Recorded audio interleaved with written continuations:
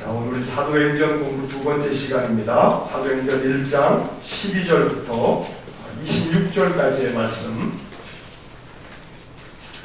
다 같이 사도행전 1장 12절부터 1장 마지막 26절까지를 함께 말씀 읽겠습니다.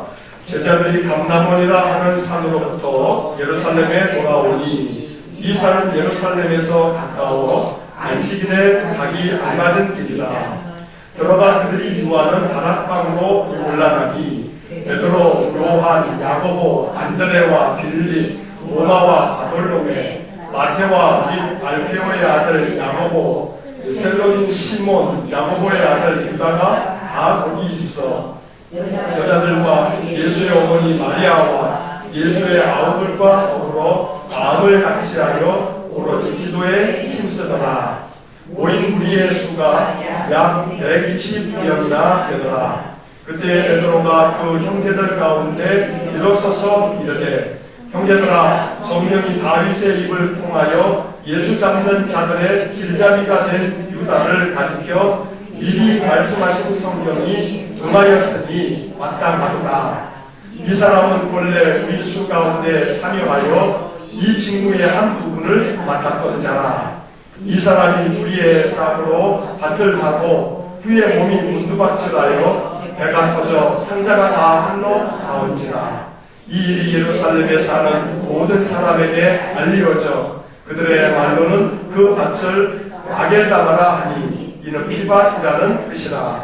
시편에 기록하였으되 그의 거처를 황폐하게 하시며 거기 거하는 자가 없게 하소서 하였고, 또 일렀으되 그의 직분을 타인이 취하게 하소서 하였도다. 이러함으로 요한의 세례로부터 우리 가운데서 올려져 가신 날까지 주 예수께서 우리 가운데 출입하실 때에 항상 우리와 함께 다니던 사람 중에 하나를 세워 우리와 더불어 예수께서 부활하심을 증언할 사람이 되게 하여야 하리라 하거늘. 그들이 두 사람을 내세우니 하나는 바사바라고도 하고 별명은 유스도라고 하는 요셉이요 하나는 마티아라.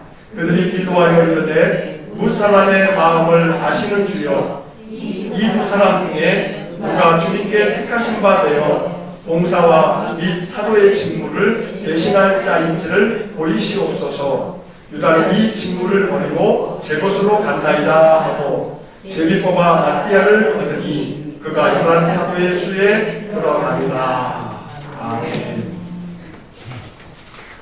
자, 지난주에 이어서 오늘 우리가 읽은 12절부터 26절의 말씀을 보면 12절 위에 작은 제목이 붙어있죠. 뭐라고 써있나요? 유다 대신에 마띠아를 세우다. 이런 소제목이 붙어있습니다. 예수님께서 승천하시고 난 다음에 가룟 유다가 죽고 가룟 유다를 대신해서 사도 중에 한 사람을 충원하는 그런 이야기가 적혀져 있습니다. 자, 오늘 프린트물을 한번 보시면서 우리 12절부터 26절까지 이 말씀 속에서 우리가 생각하고 배워야 할 것들이 무엇인지를 한번 살펴보겠습니다. 자, 먼저 12절 말씀을 보시면 제자들이 감람원이라 하는 산으로부터 예루살렘에 들어오니 이 산은 예루살렘에서 가까워 안식일에 가기 알맞은 길이라. 이 구절을 먼저 간단히 좀 이해를 하자면 감람원이라고 하는 곳에서 이 동산인데 예수님께서 거기서 승천을 이렇게 하시고 그리고 그들이 예루살렘으로 돌아왔습니다. 그런데 이 감람산하고 예루살렘하고의 거리가 어느 정도 되냐면 예루살렘에서 가까운데 안식일에 가기 알맞은 길이다. 자, 안식일에 가기 알맞은 길이다 라고 하는 이 표현은 유대인의 율법에 의하면 이 안식일에 갈 수 있는 그 거리가 있습니다. 이 거리를 초과해서 가면 안식일을 어기는 겁니다. 이게 어느 정도 되냐면 2000규빗이라고 합니다. 그래서 이 2000규빗을 오늘날 거리로 하게 되면 약 1km 정도가 됩니다. 1km 정도면 여기서부터 저기 은행마을 있죠? 은행마을 1단지 거기까지 거리가 한 한 1km 남짓 정도가 됩니다. 그러니까 안식일날 걸어갈 수 있는 거리가 한 1km 남짓으로 율법에 정해져 있는 겁니다. 그 이상을 걸어가면 안식일에는 아무것도 하지 말라라고 되어 있었는데 결국은 1km 이상을 걸어가면 넘어가면 그러면 일을 한 것이 돼서 안식일을 어기는 것이 됩니다. 별의별 율법이 다 있습니다. 이 유대인들이 그런 율법들을 별의별 걸 만들어 놔가지고 아주 족쇄처럼 사람들을 참 힘들게 만들었던 거죠. 그래서 오늘 이 12절의 표현에 예루살렘에서 가까워서 안식일에 가기 알맞은 길이다 라고 하는 것은 이제 그런 의미를 가지고 있고, 자 13절에 들어가 그들이 유하는 다락방으로 올라가니, 자 어떤 다락방에 올라갔죠. 그 다락방이 이제 오순절 성령 강림이 임하는 바로 그곳인데 우리가 보통 그 다락방을 마가의 다락방이다 이제 그런 이야기를 하죠. 자 그래서 그거에서 좀 이따가 이제 살펴보도록 하겠습니다.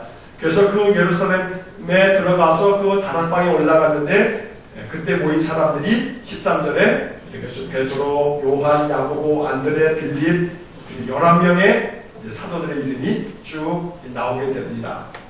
자, 이들이 이렇게 다 모였습니다. 13절 마지막 구절에 이름을 다 소개하고 난 다음에 뭐라고 되어 있냐면 다 거기 있어. 제자들이 다 그 다락방에 모여 있었던 겁니다. 자, 여러분 프린트물을 보시면 1번 질문을 한번 보겠습니다. 1번 질문을 보시면 예수님이 승천하시는 영광스러운 모습을 지켜보았던 제자들은 예루살렘으로 돌아와 마가라 하는 요한의 집에 모였습니다. 그들이 흩어지지 않고 모인 이유가 있는데 그 이유가 뭐냐면 지난주에 보았던 4절과 5절 말씀을 한번 보시면 그 4절, 5절 말씀 속에 예수님께서 제자들에게 이렇게 분부하여 말씀하신 바가 있죠. 자, 어디를 떠나지 말라고요? 예루살렘을 떠나지 말고 또 내게서 들은 바 아버지께서 약속하신 것을 어떻게 하라고요? 기다려라. 자, 이 말씀을 제자들이 들었기 때문에 제자들이 흩어지지 않고 예루살렘에 모여 있었던 겁니다. 자, 누가복음 24장 49절 말씀을 한번 그 앞으로 좀 넘기셔서 찾아보시겠습니다. 누가복음 맨 마지막 24장 49절입니다. 누가복음 24장 49절 말씀 신약성경 141쪽 49절 찾으셨으면 한번 읽어보겠습니다. 볼지어다 내가 내 아버지께서 약속하신 것을 너희에게 보내리니 너희는 위로부터 능력으로 입혀질 때까지 이 성에 머물라 하시니라. 자, 여기에도 보면 아버지께서 어떻게 하신 거예요? 약속하신 것. 약속하신 것. 이거를 받을 때까지 기다려라. 그 약속하신 것에 대해서 누가복음에서는 뭐라고 설명을 덧붙이냐면 너희는 위로부터 능력으로 입혀질 때까지. 그러니까 무엇인지 제자들은 알지 못하지만 위로부터 뭐가 입혀져요? 위로부터 능력이 내려서 이 능력으로 입혀질 때까지 예루살렘 떠나지 말고 기다려라. 그러니까 제자들은 예수님 말씀하셨던 위로부터 입혀질 이 능력에 대한 기대함을 가지고 그들이 기다렸던 겁니다. 이것이 2000년 전 이 마가의 다락방에서 임했던 보혜사 성령, 그 성령께서 제자들에게 무엇이 된 것이냐면 이 누가복음 24장 49절은 그들에게 위로부터 내려지는 입혀지는 능력이 그들에게 임했다고 말하고 있는 겁니다. 다시 말하면 예수님께서 말씀하셨던 그 보혜사 성령이 그 제자들에게 임함으로 말미암아 결국은 제자들은 뭘 받았다는 겁니까? 능력을 받았다는 겁니다. 능력을 받았다. 바로 이것이 사도행전 전체에 걸쳐서 우리가 사모해야 할 가장 중요한 핵심이라고도 말할 수가 있는 겁니다. 우리가 예수 믿는 이유는 뭘 받기 위해서요? 능력 받기 위해서. 예수를 믿어도 그만, 안 믿어도 그만이 아니고 예수를 믿음으로 말미암아 아버지께서 약속하신 성령을 받기 위해서. 예수 믿는 가장 중요한 목적은 뭘 받기 위해서? 성령 받기 위해서, 능력 받기 위해서. 그러니까 주님께서, 하나님께서 약속하신 위로부터 입혀질 이 능력을 받기 위해서 우리는 예수를 믿는다라고 말할 수 있어야겠다는 거예요. 그래서 이 능력을 받아서 이 땅에서 살아갈 때 주님이 위로부터 주시는 능력을 가지고 이 거칠고 험한 인생의 삶을 주님이 주시는 능력으로 능히 살아갈 수 있도록 하기 위해서 우리는 주님을 떠나지 말고, 예루살렘을 떠나지 말고 함께 모여서 이 능력을 주시겠다고 약속하셨으니까 이 능력을 받기 위한 간절한 사모함이 우리에게 있어야겠다는 겁니다. 자, 지난주에 말씀드렸던 것처럼 사도행전은 무슨 행전이라고 불렀어요? 성령행전이다. 성령이 임함으로 말미암아 성령이 임한 사람들이 어떤 일을 했는가라고 하는 것을 기록해 놓은 책이 사도행전입니다. 자, 사도행전은 28장으로 끝났는데 사도행전은 미완성의 책이다. 지금도 진행 중에 있는 책이다. 누구를 통해서냐면 우리를 통해서. 하나님께서는 지금도 사모하면서 약속하신 것을 기다리는 사람들에게 성령을 주시겠다고 약속하고 계시고, 그 성령이 임하면 우리가 뭘 받아요? 능력을 받는단 말이에요. 지난주에 사도행전의 가장 중요한 구절이 뭐라고 했어요? 1장 8절. 1장 8절. 성령이 너희에게 임하시면 너희가 뭘 받아요? 권능을 받고, 이 권능이라고 하는 말과 능력이라고 하는 말은 같은 말이란 말이에요. 그러니까 성령을 우리가 사모해야 되는 이유는 성령을 받으면 우리 안에 뭐가 생기니까? 능력이 생기니까. 이 능력이 어떤 능력이냐면 위로부터 내려지는 이 능력은 이 세상의 능력하고는 좀 차원이 다른 능력이란 말이에요. 야, 성령 받으면 능력이 임한다더라, 능력이 주어진다더라. 돈 버는 능력도 좀 있으면 좋겠다. 성령 받으면 돈 버는 능력도 있으면 좋겠다. 모르겠어요. 성령 받고서 돈 버는 능력이 또 생길 수도 있겠죠. 성령 받은 사람이 더 열심히, 더 부지런하게, 더 힘써서, 더 정직하게, 그러면 이 세상에서는 돈 벌기 어렵죠. 이 세상에서 정직하면 돈 벌기 쉬워요, 어려워요? 정직하면 돈 벌기 어렵잖아요. 그러니까 성령 받은 사람이 돈 벌기가 이 세상에서는 어려울지 모르겠어요. 이 세상의 경제 구조는 그저 남을 등쳐먹지 않으면 부자가 되지 못하는 세상이란 말이에요. 정직하게 일하면 그냥 그 정직한 만큼만 살아갈 뿐. 그러니 위로부터 내리는 이 입혀지는 이 능력이라고 하는 것은 세상의 능력은 아닐 거예요. 그 능력이 무엇인지를 우리는 사도행전을 통해서 계속해서 생각을 할 거예요. 그래서 이 사도행전 1장 이 부분을 우리가 공부를 하면서 성령이 임하시면 너희가 권능을 받는다 라고 하는 1장 8절, 그리고 아버지께서 약속하신 것을 너희가 받기까지 이 예루살렘을 떠나지 말라. 바로 그것이 누가복음 24장 49절에서는 위로부터 내리는 능력이다. 그럼 그 능력이 뭐냐? 그 능력이 뭐냐? 이게 이제 사도행전 28장까지 이런 능력이었구나. 이런 능력이었구나. 이런 능력이었구나. 그래서 이제 앞으로 공부를 계속하면서 사도행전에서 말하고 있는 바로 이 위로부터 입혀지는 이 능력, 성령을 받으면 우리가 받게 될 그 권능, 도대체 이게 뭐냐? 라고 하는 것들에 대해서 이제 시간마다 그런 이야기들을 우리가 이제 만나게 될 겁니다. 자, 참고적으로 좀 전에 말씀드린 것처럼 이 제자들이 모였던 이 다락방을 우리는 마가의 다락방이다 이렇게 얘기하는데, 도대체 마가의 다락방이라고 그러는데 그게 어디 나오나?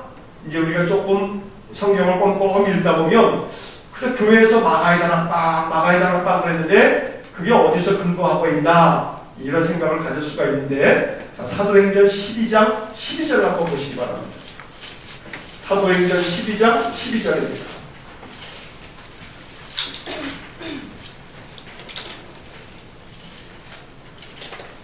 사도행전 12장 12절 한번 같이 읽겠습니다. 깨닫고 마가라 하는 요한의 어머니 마리아의 집에 가니 여러 사람이 거기에 모여 기도하고 있더라.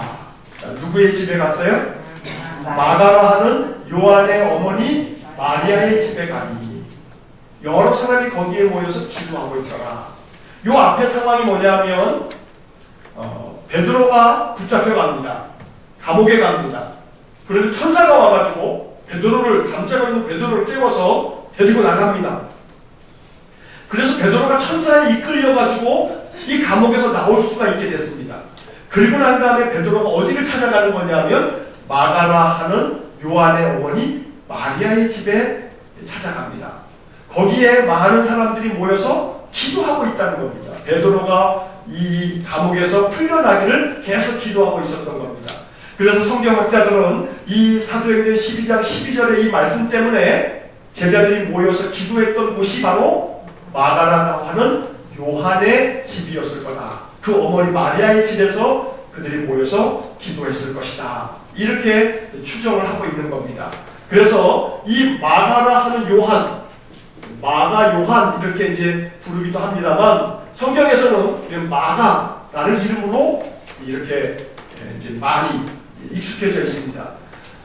이 마가가 바로 마가복음을 쓴 마가다라고 이렇게 알려지고 있습니다. 그리고 이 마가가 어떤 사람이냐 하면 골로새서 4장 10절을 보게 되면 바나바라고 하는 사람이 나오는데 이 바나바의 생질이다 라고 하는 구절이 나옵니다. 자, 이 바나바가 누구냐 하면 이제 사도행전 조금 뒤로 넘어가게 되면 자기의 재산을 아낌없이 이렇게 내놓으면서 초대교회에 아주 든든한 후원자가 되었던, 그리고 이 바나바가 나중에 사도 바울과 더불어서 1차 전도여행을 갔던 그 바나바입니다. 그 바나바의 조카입니다. 조카. 그가 바로 마가 요한입니다. 자, 베드로전서 5장 13절을 보게 되면 베드로가 그 베드로전서 마지막을 이야기하면서 내 아들 마가 이런 말을 씁니다. 그만큼 베드로가 이 마가를 자기 아들처럼 여기면서 늘 이 마가를 데리고 다니면서 예수 그리스도께서 가르쳐 주신 말씀들을 마가에게 들려주었을 것이라 이렇게 봅니다. 그래서 그 마가가 베드로에게서 예수님에 대한 이야기를 많이 듣고 이 마가가 마가복음을 썼을 것이다. 학자들은 이렇게 여기는 겁니다.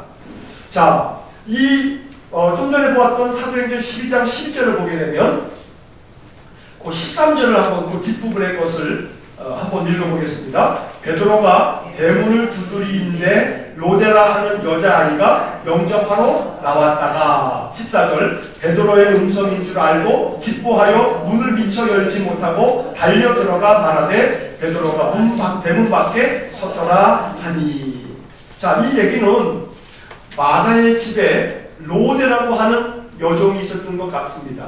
그래서 베드로가 문을 막 두드리니까 이 로데라고 하는 여자가 바깥에 나와가지고 문은 열어주지도 않은 채 이 바깥에서 소리나는 그 소리의 목소리를 듣고서 그 목소리가 14절에 보니까 누구의 음성인 줄 알아요?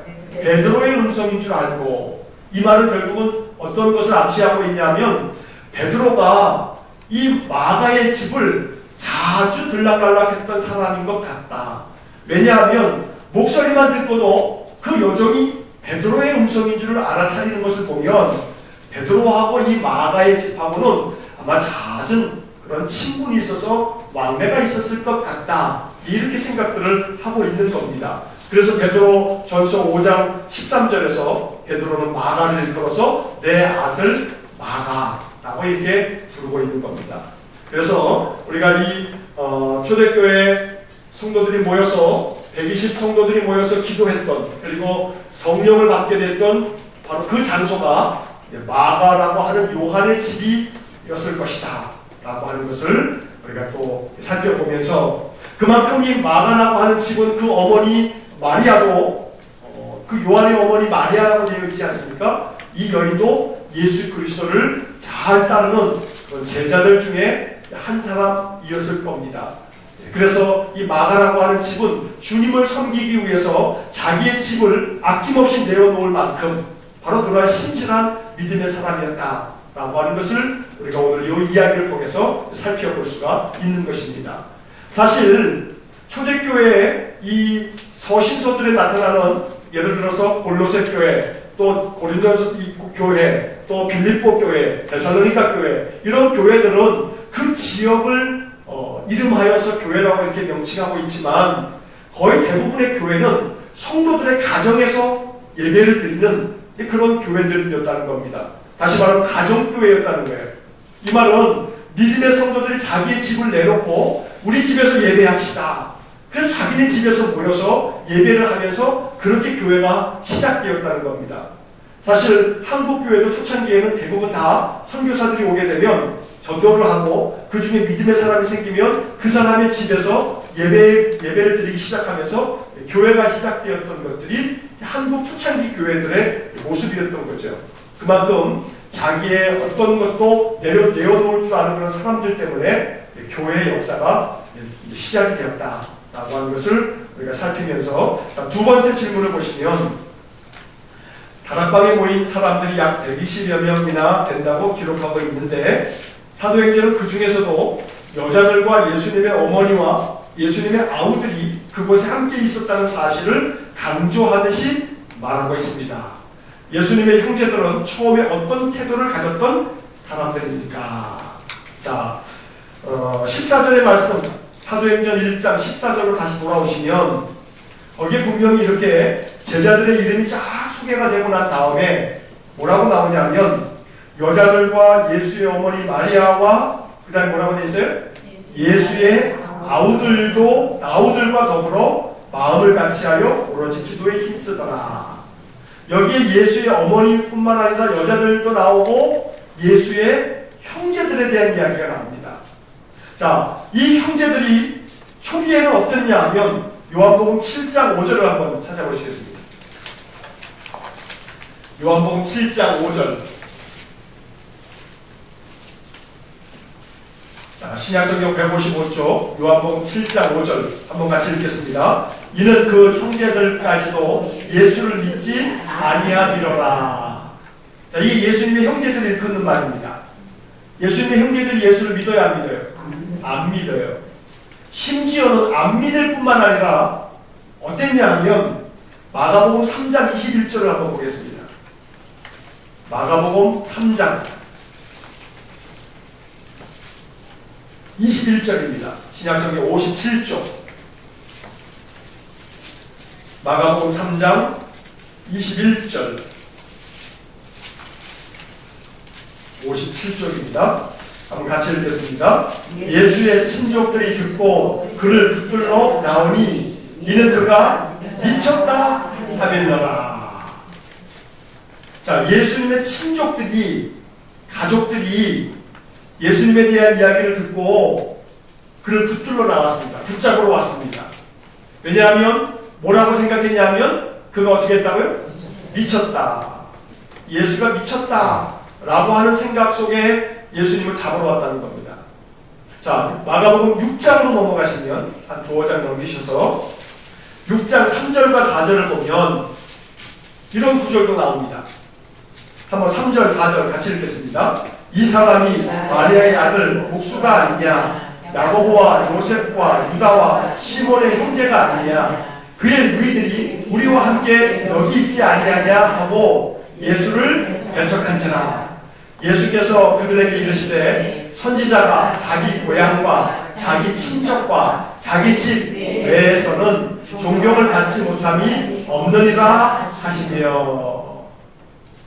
자, 이 예수님께서 하신 이 4절의 말씀을 보니까 선지자가 자기 고향, 자기 친척, 자기 집 외에서는 존경을 받지 못함이 없다.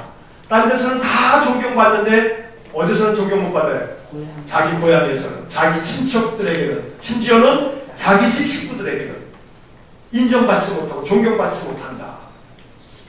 그래서 그 고향 사람들이 예수를 배척을 하고 예수의 친척들도 예수님을 붙들러 오고 미쳤다 그러고 이러한 일들이 벌어졌다는 겁니다. 자, 여기 마가복음 6장 3절의 말씀에 보면 예수님의 형제들의 이름이 나옵니다. 자, 누구 나오냐면 야고보, 요셉, 유다, 시몬. 예수님의 형제들입니다. 이 어떤 형제들이냐면 요셉과 마리아가 정혼을 하고 결혼하기 전에 성령으로 잉태돼서 예수님을 낳고 난 후에 요셉과 마리아가 이제 그 다음에 결혼을 하지 않습니까? 그리고 요셉과 마리아 사이에서 태어난 마리아가 낳은 그러한 형제들이죠.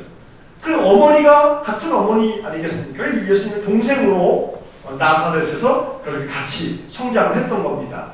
자, 이 형제들이 요한복음 7장 5절에서 우리가 좀 전에 읽었던 것처럼 그 형제들까지도 예수를 믿지 아니함이더라. 믿어요, 안 믿어요? 안 믿어요.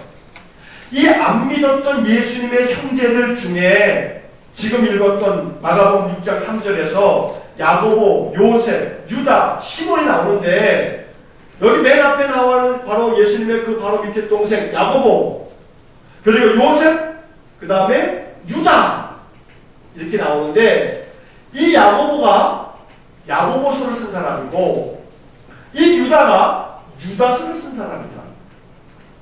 그러니까 처음에는 그 형제들이 예수를 믿지 아니하거나 라고 요한복음 7장에 되어 있는데 이 예수님의 형제들 중에 야고보와 유다가 바로 야고보서를 쓰고 유다서를 쓸 만큼 나중에는 예수 그리스도의 아주 신실한 제자가 되고 이 야고보는 사도행전에 여러 번 등장합니다.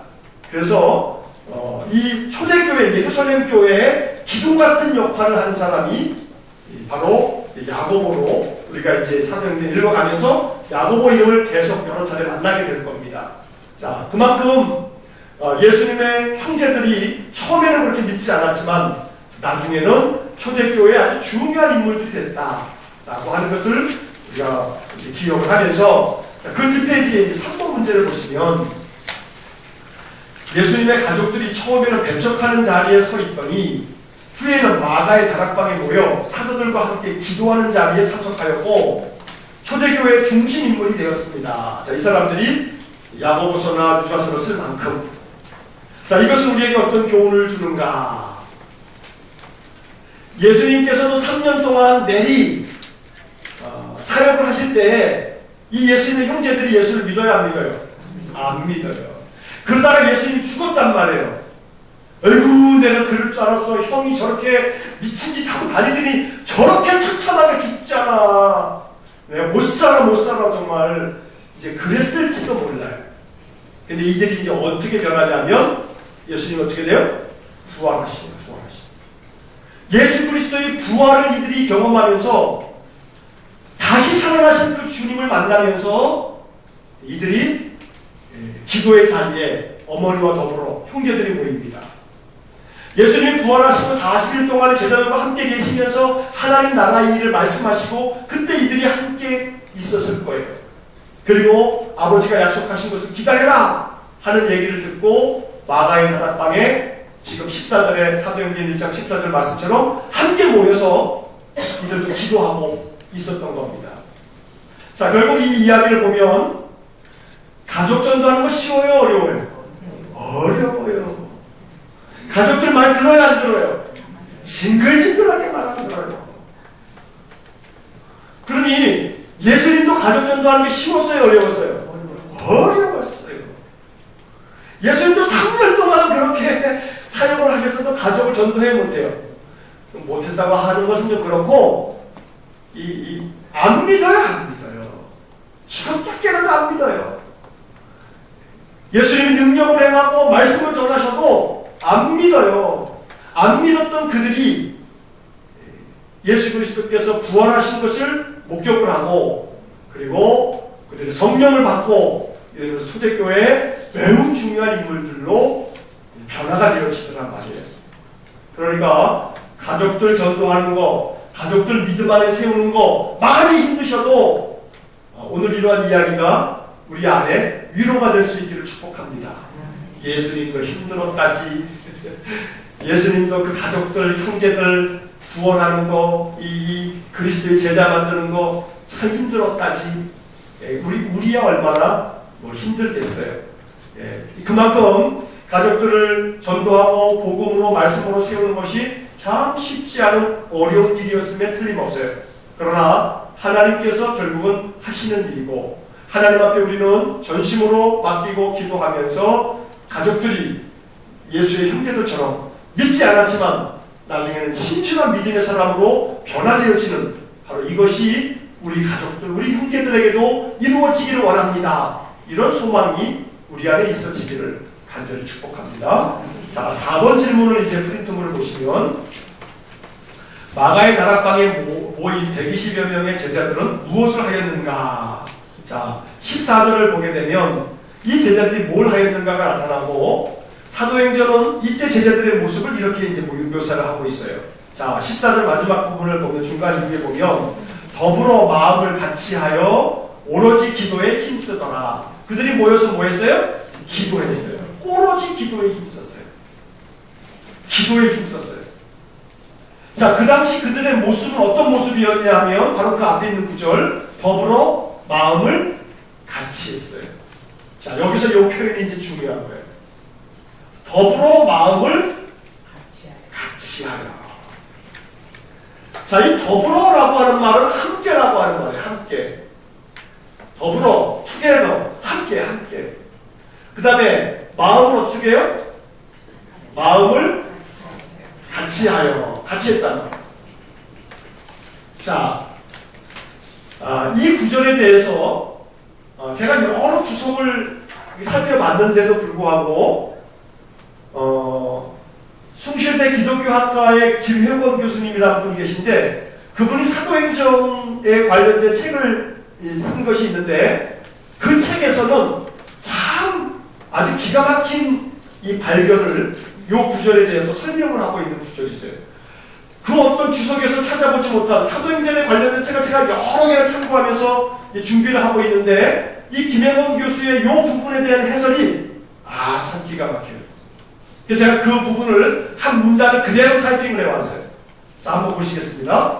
한번 읽어보겠습니다. 다락방에 모였던 사람들은 자연스러운 관계로 인해 모였다기보다는 오히려 서로에 대해 어색함과 인간적인 장벽을 가지고 모였다고 보아야 할 것이다. 제자들은 이미 분열과 상처, 애심, 서로의 바닥난 인간성을 경험한 사이였다. 따라서 제자들이 마음을 같이 하기란 무척이나 어려운 일이었다. 예수께서 십자가를 지기 위해 예루살렘에 입성한 시점부터 제자들 사이에서 촉발된 누가 크냐는 논쟁, 스승을 부인하지 않겠으며 버리지 않겠다고 떠버리던 맹세와 다짐, 그리고 체포 당시에 예수님을 버려두고 도망쳐버린 모든 비겁의 순간은 제자들 사이를 의심과 배신감으로 경화시키기에 충분했다. 아무리 부활하신 예수님을 목격하고 어두운 과거로부터 어느 정도 자유롭게 되었다 하더라도 제자들은 여전히 불편했을 것이다. 자, 이 김혜건 교수가 그 제자들이 120여 명이 모여있는 그 자리에서 이 사도행전에서 적혀있는 그들이 더불어 마음을 같이하여 라고 하는 이 구절을 해설을 하면서 이런 글을 써놓은 거예요. 그 자리에 마음을 같이해서 모였다고는 하지만 제자들의 마음이 서로 간에 편한 거예요, 불편한 거예요? 불편했을 거다. 불편했을 거다. 왜냐하면, 왜 불편했냐면 바로 한 40여일 전에 예수님이 십자가에 돌아가시기 그 전날 밤에도 최후의 만찬 자리에서 제자들이 뭐 때문에 싸웠냐면 누가 크냐? 누가 크냐라고 막 싸웠단 말이에요. 그러면서 심지어 그 자리에서 너희들 중에 나를 발 자가 있다 이런 얘기를 들으면서도 나는 아니지요. 나는 절대로 안 팔 겁니다. 나는 절대 부인하지 않을 겁니다. 내가 죽을지언정 이러면서 호언장담했던 그런 사람들이 있었단 말이에요. 자, 그런데 그 사람들이 다 모였어요. 한 40여일 만에. 그래가지고 더불어 모여서 마음을 같이 해서 기도했다라고 이렇게 성경은 되어 있지만 이 김혜원 교수가 볼 때는 아마 그 자리가 절대로 마음을 같이 할 만한 자리가 아니었을 거다. 제자들 속에서 무슨 생각이 들었냐면 속으로 어쩌면 이랬을지도 모른다. 저런 뭐 죽을지언정 부인하지 않겠다더니 부인하고 도망쳐버린 게 누군데? 나처럼 말이나 하지 말고 가만히 있지, 말은 지가 다 하고 지가 제일 크다고 뻥이더니 도망치고 나이 제일 먼저 그래놓고서 이렇게 서로가 서로에 대해서 그런 이 의심하고 그리고 여러 가지 마음의 상한 마음들을 고스란히 가지고 있었을 거다. 제자들 사이에 많은 갈등이 아마도 있었을 거다.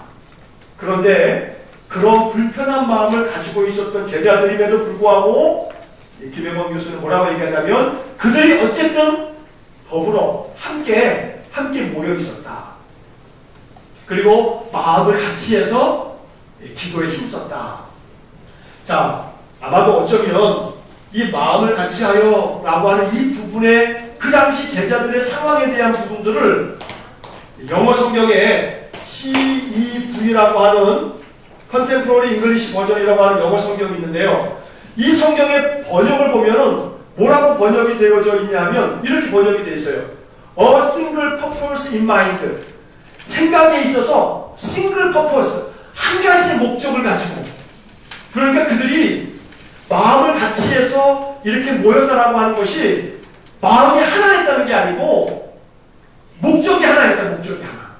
싱글 퍼포스, 한 가지 목적을 가지고 모였다. 이렇게 이 영어 성경은 그 부분을 그렇게 번역을 하고 있는 거예요. 그러니까 우리가 볼 때는 마음을 같이 하여 라고 한다면은 마음이 다 한 마음이 돼가지고 이제 서로 불편했던 모든 마음을 다 털어버리고 그런 것 같지만 그렇다기보다는 싱글 퍼포스, 하나의 목적을 가지고 그들이 모여서 힘써서 기도했다. 그 하나의 목적이 뭐냐 하면 아버지의 약속하신 것, 성령 받기 위해서. 그러니까 김혜권 교수의 이 사도행전 이 부분에 대한 이 해설을 보게 되면 제자들 사이에 분명히 서로 갈등을 가지고 있었던 마음들이 다 해결되지는 않았지만 오로지 뭐 받기 위해서? 성령 받기 위해서. 아버지가 약속하신 그 능력 받기 위해서. 그것이 뭔지 모르지만 그거 받기 위해서 그 한 가지의 목적 때문에 그들은 더불어 함께 모여서 뭐 했습니까? 기도를 했다는 거예요. 그렇게 함께 모여서 기도를 할 때 그들이 마음이 같아졌을 거예요. 성령 받으면서. 제자들 사이에 누가 크냐라고 하는 논쟁은요, 우리가 예전에 마가복음 공부할 때도 몇 차례 말씀드렸죠. 그냥 여러 차례에 걸쳐서 누가 크냐 맨날 싸우고 있어요. 맨날 제자들이. 오죽하면 요한복음 17장에서 예수님 마지막 기도, 우리가 하나인 것처럼 하나님 저들도 하나 되게 해주세요. 하나 되게 해주세요. 영원한 숙제예요. 영원한 숙제. 예수님의 제자라고 모여있는 사람들이 하나가 안 되는 것은 영원한 숙제예요. 영원한 숙제. 예수님도 이 숙제를 마지막 기도하는 것조차도 그 기도하고 있더란 말이에요. 그러니 결국은 사도행전 1장에서 우리는 답을 찾아야 되는 거예요. 그게 뭐냐면 그들 사이에 마음이 하나가 될 만큼 화해가 되었거나 그런 것은 없지만 맨날 싸움박질했던 제자들이지만 하나의 목적, 성령을 받고자 함께 모여서 기도하는 일, 이것만큼은 그들이 공통 분모였던 거예요. 개인적인 마음의 감정들은 베드로에 대해서, 야고보에 대해서, 요한에 대해서 각자가 다 그런 불평불만을 서로 가지고 있을지 모르지만 오로지 예배하고 기도하고 성령 받고자 함께 모였을 때 거기에 성령이 임하자 그들 속에 놀라운 능력이, 권능이 주어지게 되면서 그들은 초대교회에 놀라운 역사를 이루는 주역들이 되었다는 이야기입니다. 자, 그 다음 내용으로 넘어가시게 되면 이제 5번 질문을 한번 보시면 모여서 기도하고 있을 때 베드로가 일어나 가룟 유다의 빈장을 대신할 사람을 세우자고 제안을 합니다. 자, 그때 이 가룟 유다에 대한 이야기를 하면서 사도행전 1장 16절의 말씀을 보면 유다에 대해서 어떻게 설명하고 있는가? 유다를 어떤 사람이라고 묘사하고 있냐면 16절 한번 보시겠습니다. 자, 16절 사도행전 1장 16절입니다. 거기 뭐라고 되어 있습니까?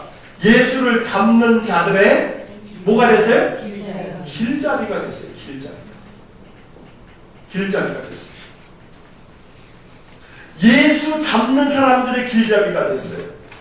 예수를 만나기 위하여 예수를 만날 수 있도록 하는 길잡이가 아니고 예수를 잡아 죽이는 사람들의 길잡이가 됐다 이 말이에요. 이렇게 이 베드로는 유다에 대해서 이렇게 설명을 하고 있는 거예요. 자, 이 길잡이라고 하는 이 말은 헬란 말로는 호데고스라고 하는 그런 말을 쓰는데, 호데고스 이렇게 되어 있는데, 이 말은 원어상으로는 어떤 뜻이냐면 안내자 이런 말이에요. 안내자. 그리고 인도자. 말 그대로 길잡이 이런 거죠. 그러니까 유다에 대해서 유다는 예수를 잡아 죽이는 사람들을 데리고 예수 죽이러 가는 길잡이가 됐다 이 말이에요. 과연 우리는 어떤 길잡이가 되어야 할 것인가? 어떤 길잡이가 되어야 할 것인가? 예수 그리스도를 만날 수 있도록 인도해주는 인도자, 그런 길잡이. 예수님의 사랑을 경험할 수 있도록 도와주는 안내자, 그런 길잡이가 되어야 되는데 예수를 죽이려는 자들을 데리고 다니는 길잡이가 되었다. 유다는. 이게 유다에 대한 안타까운 그런 표현인 거죠.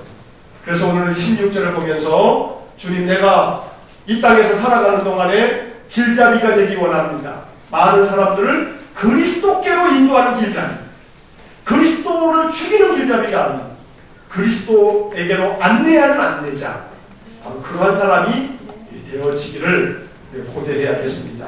자, 그 뒷페이지에 이제 6번 질문을 보시면, 누가는 이 사도행전을 쓰면서 베드로의 이 제안을 소개하면서 18절 19절에서 이 가룟 유다가 어떤 최후를 맞았는지를 기록을 하고 있죠.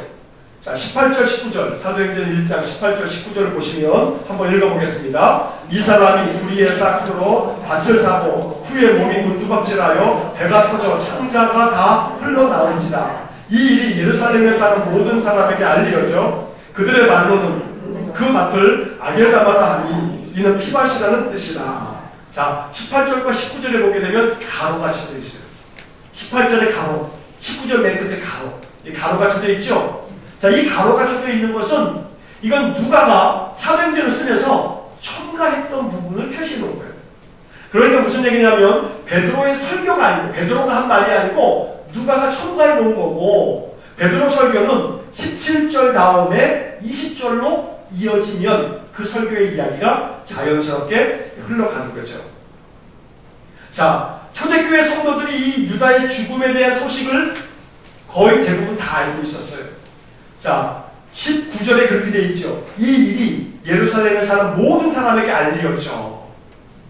그러면 초대교회 성도들이 가룟 유다가 이렇게 죽었다더라 라는 얘기를 듣고 무슨 생각이 들었을까요? 초대교회 성도들의 마음속에 무슨 마음이 들었을까요? 야, 그 가룟 유다가 예수님의 12사도들 중에 한 사람이었는데 마지막은 그렇게 비참한 최후로 그 인생을 끝냈다고 하더라 라는 이야기를 초대교회 성도들이, 이 얘기를 예루살렘 사람들 다 알고 있는 이 이야기를 들으면서 그들은 많은 생각을 아마 했을 겁니다.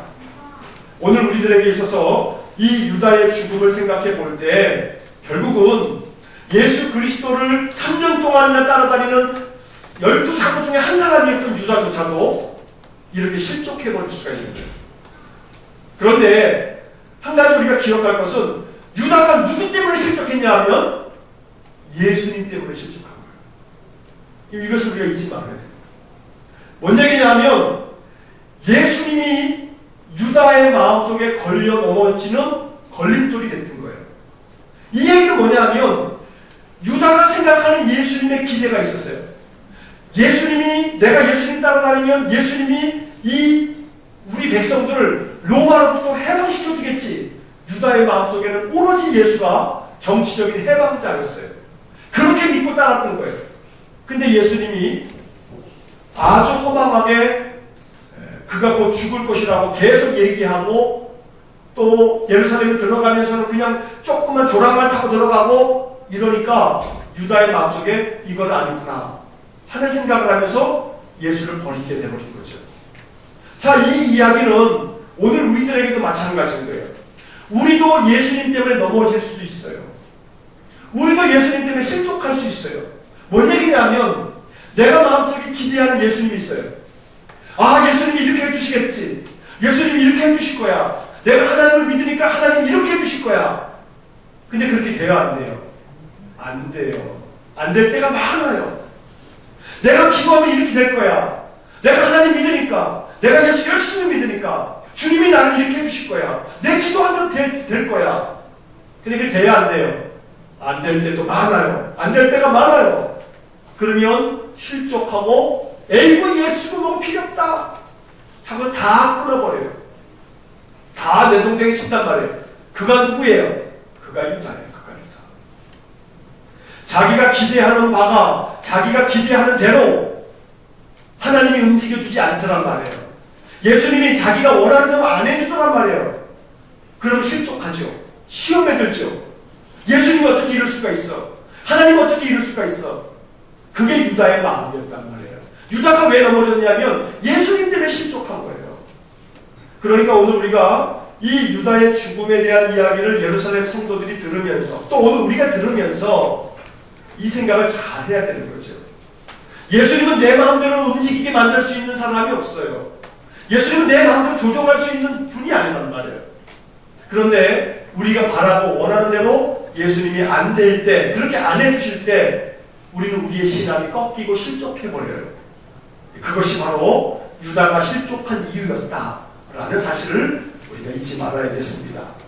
자, 7번째, 베드로는 가룟 유다를 대신하여 사도의 빈자리를 채울 사람의 조건으로 두 가지를 이야기합니다. 그 두 가지 조건이 21절과 22절에 나오고 있어요. 한번 21절, 22절 다시 한번 읽어보겠습니다. 이러함으로 요한의 세례로부터 우리 가운데서 올려져 가신 날까지 주 예수께서 우리 가운데 출입하실 때에 항상 우리와 함께 다니던 사람 중에 하나를 세워 우리와 더불어 예수께서 부활하심을 증언할 사람이 되게 하여야 하리라 하거늘. 자, 유다 대신에 우리가 이제 사도의 빈자리를 채웁시다. 그런데 어떤 조건이 있어야 되냐면, 첫째는 예수님께서 우리와 함께 계실 때 항상 우리와 함께 다니던 사람이어야 된다. 이게 첫 번째 조건이에요. 항상 예수님과 함께 지금까지 우리와 함께 다니던 사람, 그런 사람들 중에서 사도를 뽑아야 된다. 두 번째 조건은 우리와 더불어서 예수께서 부활하심을 뭐 할 사람이요? 증언할 사람. 증언할 사람이어야 된다. 자, 여기 증언이라고 하는, 증언할 사람, 이 증언할 사람이라고 하는 이 말이 이 마루투스의 마루투스라고 하는 이런 단어인데, 이 마루투스라고 하는 이 단어는 증인, 증언할 사람 이런 뜻이 있는데, 이 마루투스라고 하는 이 헬라어에서 어떤 단어가 나오냐면 순교자라고 하는 말이다. 순교자. 초대교회 성도들에게서 예수 그리스도의 증인이라고 하는 말은 뭘로 통했냐면 순교자를 통했어요. 예수 그리스도에 대하여 증언할 사람, 예수의 부활을 증언할 사람이어야 된다. 이렇게 말하고 있는데, 이 말은 결국 무엇이냐면 예수의 부활을 증언하다라고 하는 것은 뭐 하는 거예요? 순교하는 거예요. 순교하는 거예요. 그러니까 이 사도의 빈자리는 누구를 찾는 거예요? 순교자 찾는 거예요. 순교자. 순교자 찾는 거예요. 자, 이제 그 다음의 내용들을 함께 보면서 이제 정리를 하겠는데, 베드로의 제안을 듣고 사도들은 두 사람을 추천하였다. 추천된 두 사람은 누구와 누구였나? 23절을 보시면 누구와 누구였냐 하면 바사바라고도 하고 별명은 유스도라고 하는 요셉. 바사바, 유스도, 요셉. 이거 한 사람이죠. 그 다음 또 한 사람 있어요? 마띠아. 이 두 사람이에요.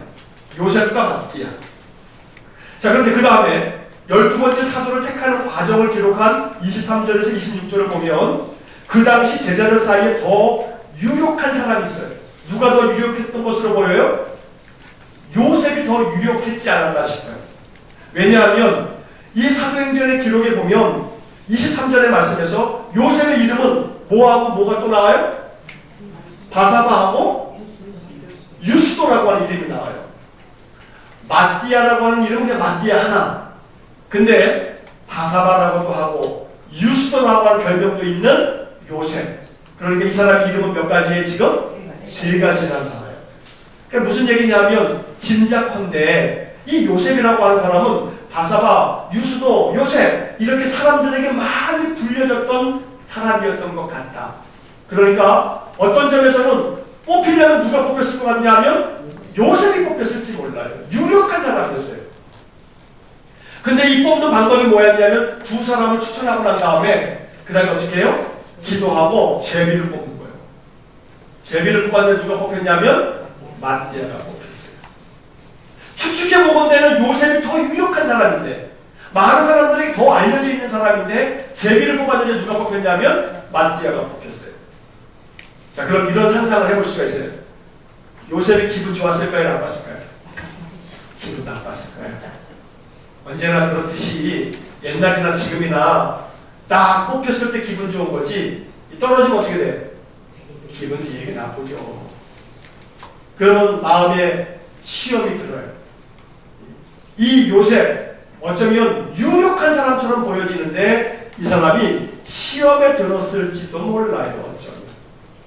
그러나 그것은 성경에서 기록하고 있지 않으니까 어떻게 되었는지는 알 수는 없어요. 중요한 것은 뭐냐 하면 이들이 마띠아를 뽑고 그리고 초대교회 안에 이들 속에서 어떤 일이 있는지는 알 수는 없어요.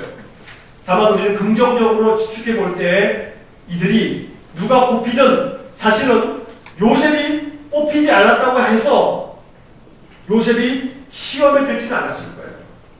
좀 전에 말씀드린 것처럼 요셉과 마띠아 둘 중에서 마띠아가 뽑혔는데 좀 전에 말씀드렸죠. 증인이라고 하는 이 말, 마르투스, 예수의 부활을 증언할 사람, 예수의 부활을 증언하면 다 어떻게 되는 거예요? 죽는 거예요. 순교하는 거예요. 순교. 우리가 이제 조금 있다가 이제 몇 주 지나면 보겠습니다만 초대교회 첫 번째 그 집사들 중에 스데반 집사가 왜 죽어요? 네? 스데반 집사가 왜 죽었냐면 너희들이 죽인 그 예수가 부활했다. 그 얘기하다가 이 바울이 된 사울에게 돌에 맞아 죽는 거 아니겠어요? 그러니까 사실은 요셉이 이 사도로 뽑히는 제비 뽑기에서 떨어졌지만 마띠아가 뽑히긴 뽑혔지만 오늘날 같으면 요셉이 시험에 들었을 거예요. 내가 안 뽑혔다고. 오늘날 같으면. 근데 그 옛날에는 뽑히는 게 오히려 더 큰일 날 일이야. 죽는 거예요. 이게 뽑혔다면 죽는 거예요. 이게. 예수님의 12 제자들이 거의 대부분 다 순교했다라고 하는 기독교 전승들이 있단 말이에요. 그러니까 결국은 12번째 사도로 이 제자로서 마띠아가 뽑히긴 뽑혔지만 이 뽑힌 것은 어떤 자리에 뽑힌 거냐면 죽음의 자리, 순교 자리에 뽑힌 거랑 다름없어요. 9번째 마지막 질문을 보시면 12번째 사도를 택한 이후 제자들 사이에 어떤 일이 있었을 것으로 추측되는가? 사실 지금 말씀드린 거예요. 과연 이 요셉이 떨어지고 나면 어떻게 됐을까? 아마 그들은 순교자의 자리에 지금 뽑히는 거기 때문에 안 됐어도 충성된 마음으로 섬겼을 거예요. 자, 사도로 부름받은 사람들이 해야 될 직무에 대해서 마지막으로 25절에서 이렇게 얘기를 하고 있어요. 봉사와 및 사도의 직무를 대신할 자인지를 보이시옵소서. 이렇게 기도하고 제비를 뽑았죠. 다시 말하면 이 마띠아가 뽑힌 그 자리는 무슨 자리냐면 봉사의 자리, 그리고 사도의 직무를 대신할 자리. 그 사도의 직무가 뭐냐면 예수의 부활을 증언할 사람. 결국 예수의 부활을 증언한다고 하는 것은 바로 붙잡혀 죽을 수도 있는 그런 자리. 바로 그런 직무를 감당하기 위한 사람을 이들은 뽑았던 거죠. 자, 오늘 이야기를 이렇게 이제 마무리하면서 우리에게 이런 생각을 이제 또 가져보면서 마무리를 하기를 원합니다. 자, 유다는 자기의 곳으로 갔어요. 자기의 직무를 다하지 못했어요. 자기 기대 때문에, 자기가 바라고 원하는 것 때문에. 그러나 마띠아가 대신해서 그 자리에 뽑히면서 그는 봉사와 사도의 직무를 대신할 사람으로 뽑혔어요. 이 봉사와 사도의 직무를 대신한다고 하는 것은 바로 순교의 자리예요. 순교의 자리. 여기에 뽑히는 것은 그냥 죽는 거예요. 그 다음에 죽음의 자리란 말이에요. 오늘날 우리 이 땅의 이 교회들 100여 년 전, 150년, 200년 전에 이 땅에, 이 대한민국, 이 한반도 땅에 있었던 신자들은 예수를 믿는다라고 하는 것은 뭘 얘기하는 거냐면 죽음이었어요. 죽음을 담보로 예수를 믿었단 말이에요. 천주교가 들어왔을 때도 대원군 때 그저 천주교인들 얼마나 박해하고 잡아다 죽였냔 말이에요. 엄청나게 많이 죽였어요. 천주교인들, 예수쟁이들. 또한 개신교도들도 마찬가지예요. 어마어마한 박해가 있었단 말이에요.